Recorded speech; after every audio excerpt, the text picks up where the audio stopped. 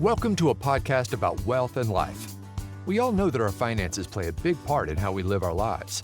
In this podcast, the advisors from Foster and Motley share insights and information about investment and financial planning topics and how they connect to your life.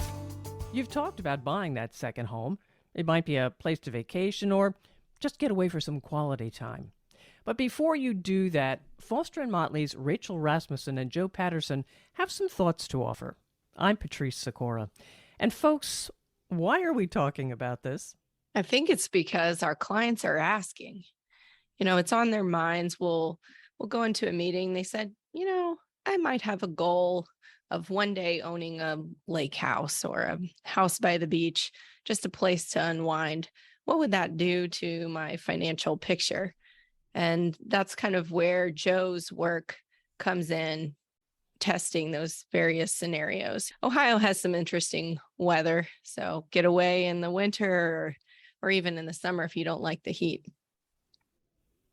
Yeah, we get the benefit of days like today where it's going to be 95 and heat indexes into the hundreds and, but we can still touch below zero on occasion in the winter. So whether you're seeking warm in the winter or cool in the summer, it's definitely on people's minds and continues to be, and understandably so. Now, you were saying, I'm thinking about a goal of having another home. Is it mostly owning that people want to do? I think people have in their minds that they want to be owners of a second home. So in that case, you're using some sort of financing, which we'll get into, to purchase that second home. I don't think folks think about necessarily renting over a longer term of, we're talking months in many cases. But those are really kind of the two key options with some corollaries to owning. You can buy a second home in a place that you really enjoy and want to make regular visits to, or you can rent a second home in places that you enjoy. Those come with benefits, those come with drawbacks, and we hope to dig into those a little bit more today. And it's highly dependent on everyone's situation. Each client has a different set of circumstances, a different set of goals, what they're trying to get out of it. And our job is just to ask questions, have that conversation, and get them thinking about all of the implications of whether they want to own or rent or maybe put it off for a couple of years.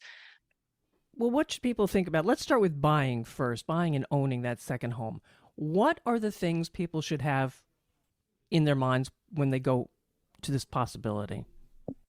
Yeah, I think question 1A is, why do you want this property? Is this for your personal use only?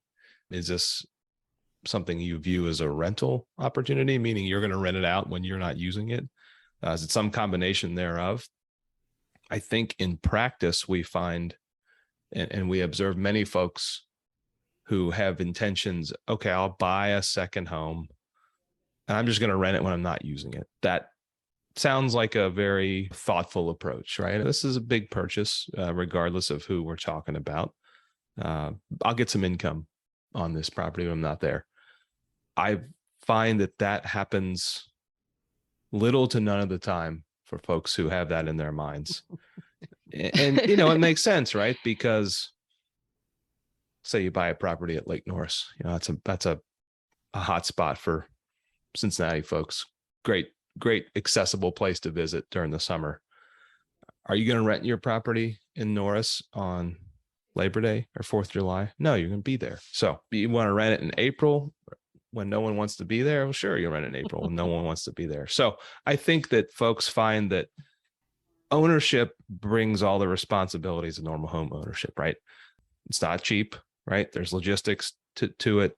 If you're not living there, you either got to find a way to handle it, which means make a trek down for the weekend to devote to maintenance, or you got to pay someone to do it. And we're, of course, in a world now where everything costs more than it used to, right? And continues to do so.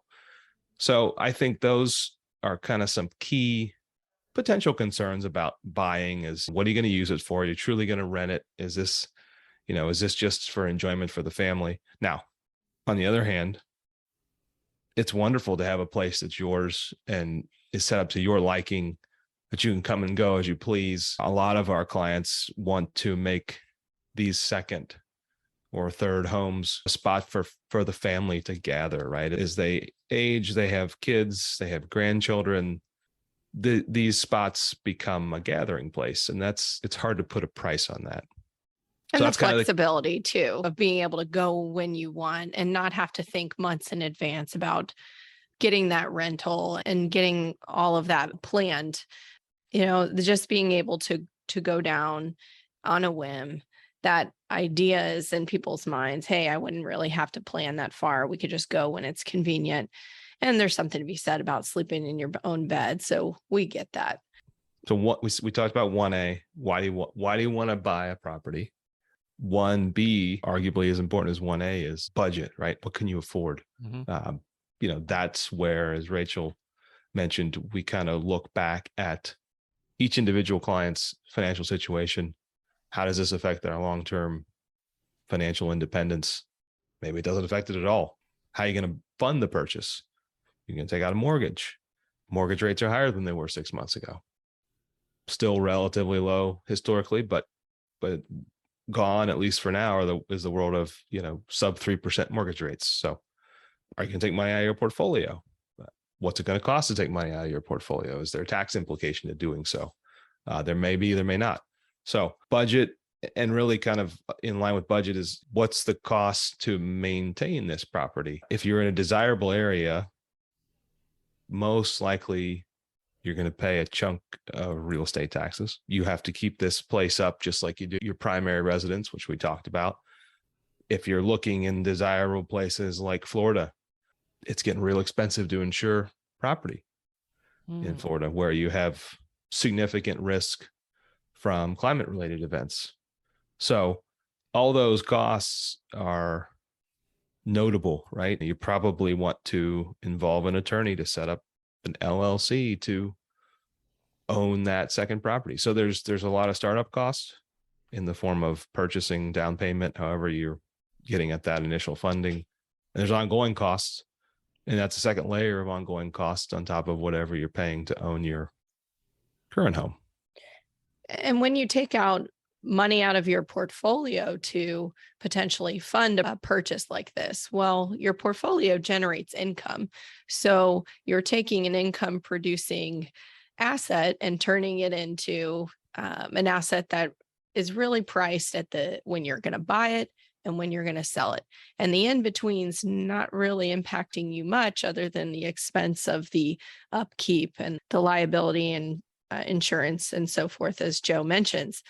But when you take out of your portfolio, well, you've reduced your cash flow somewhat. And what does that mean for your monthly withdrawals or things like that? And further, when you're buying a single property as opposed to owning, say, a publicly traded REIT that owns several properties, well, you lose a bit of diversification depending on the size of the portfolio. If you have a quite large portfolio and you're buying a condo, well, that's one thing. But if you're buying a nice house or a house or any house in Florida right now, because it's so expensive, a large amount of your money is going to be tied up in this one property. And whatever happens in that one geography is going to impact you, as opposed to having your investments spread out among many different geographies, many different set of risk. And speaking of geographies, suppose you do buy something that's in a really popular area, or it may fall out of favor. What does that do to your ability to sell this, if in fact you intend to sell? Well, we think about, is this an area where people live and that is their primary place of residency? Or is this community a set of vacation homes for people all over the country? Well, what happens when times get tough? People look to sell some property or offload some assets. What is that going to mean for the value of your property or your ability to sell when you have many others trying to do that at the same time? So whether an area is really desirable or not, whether it's mainly people owning the second home or they live there all the time, those are things to be thinking about when you're considering area and location. And again, if you are in waterfront property, hurricane prone areas, we've seen a really big increase in premiums, even sometimes insurers pulling out of the market altogether. So that's something that you maybe can't foresee and something you have to contend with as you go forward. Well, if you can't get insurance, well, do you sell the properties? Are other people thinking about doing that at the same time? And what does that mean for your exit price from a return standpoint? It kind of comes back to 1A of why are you doing this in the first place? And if you're doing it to create this long-term spot for you and your family to gather, that in theory mitigates some of that concern about, all right, do I have to sell quickly? And hopefully, based on the work our clients do with us, they're not in a position where they're going to be forced to liquidate a second home quickly.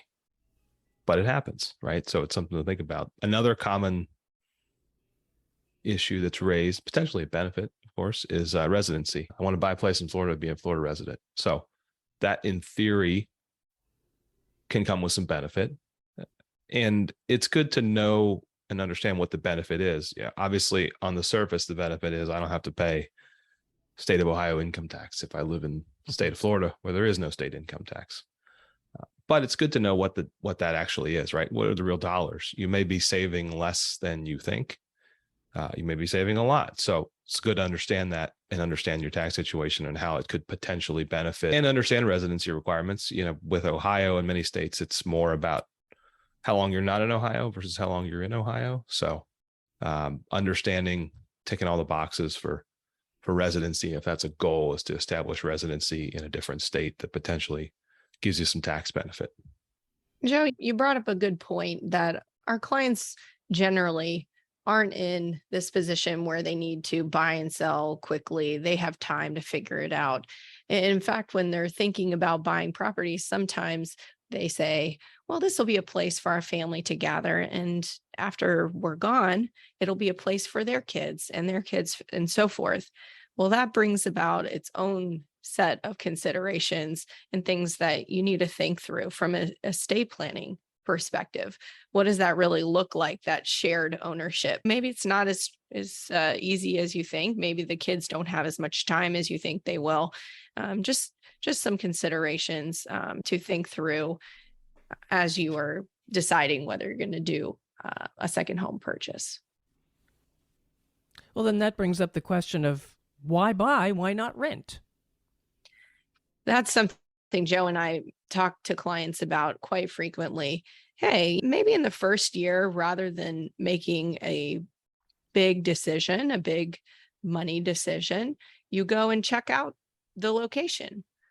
Rent a place for a couple months, see what it's like to be there and be there long term. And maybe you decide, well, this isn't quite right. I want to go maybe a little north because the beach is a little bit better, or maybe I want to be on this ski mountain and not that ski mountain. Just go feel what it's like to be there, to live there on a daily basis. You know, I had some clients who offloaded properties because the restaurants got too crowded. They just said, hey, this experience wasn't what I thought. We're just going to rent from now on, and we can kind of go to a new place each and every year. So I think that flexibility is really helpful. And of course, it's a one-time expense. When you say, Joe, one and done. One and done.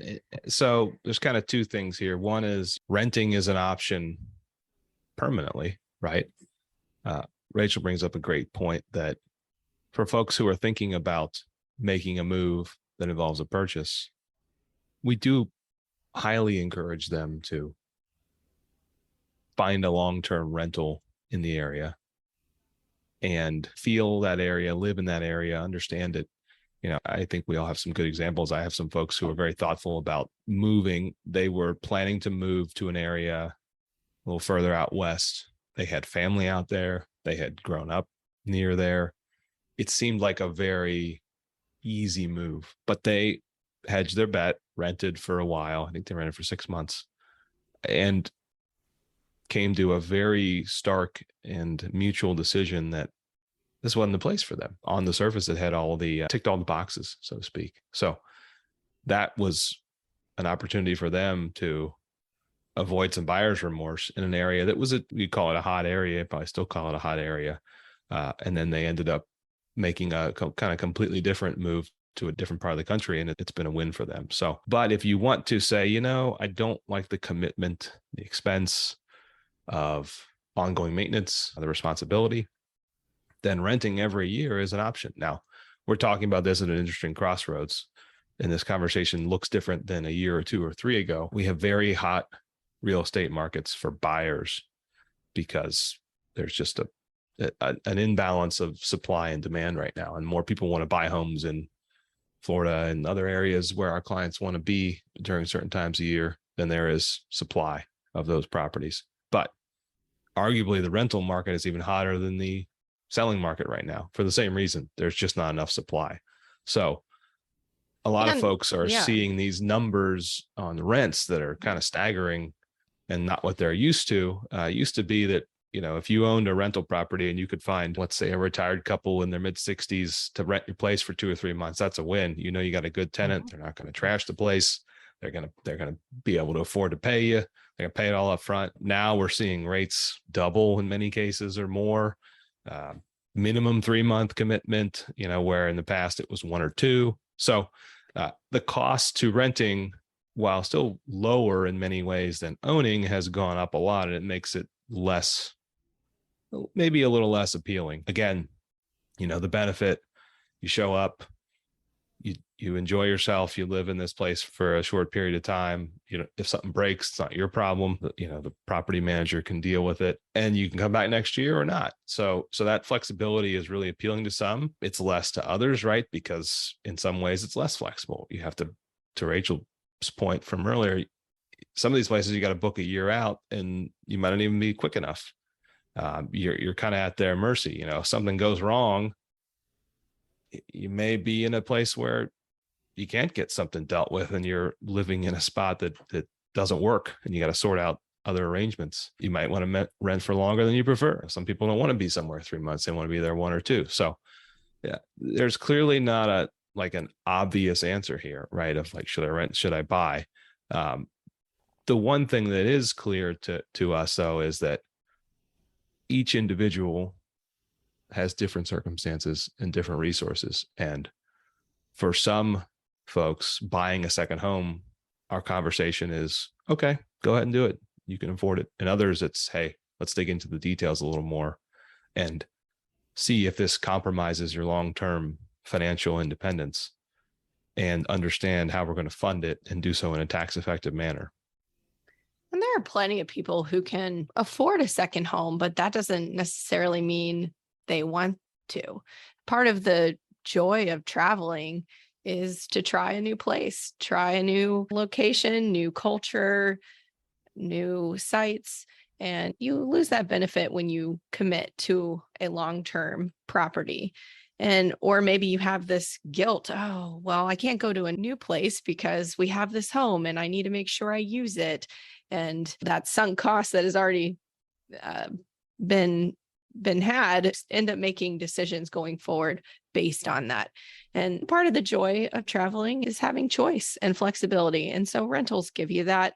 But I also wonder if part of the reason the rental market has gotten so expensive is in COVID, you had a lot of dislocation, people moving from different states for better weather, therefore kind of bidding up the prices of these more desirable locations.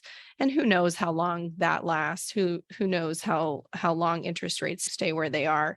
All of that changes with the markets, and that's really beyond our control. What are the things that we can control? Well, make some very thoughtful decisions with the help of an advisor. And we're not going to tell people what to do. We're just going to provide them the information. And from there, they're in the pilot seat.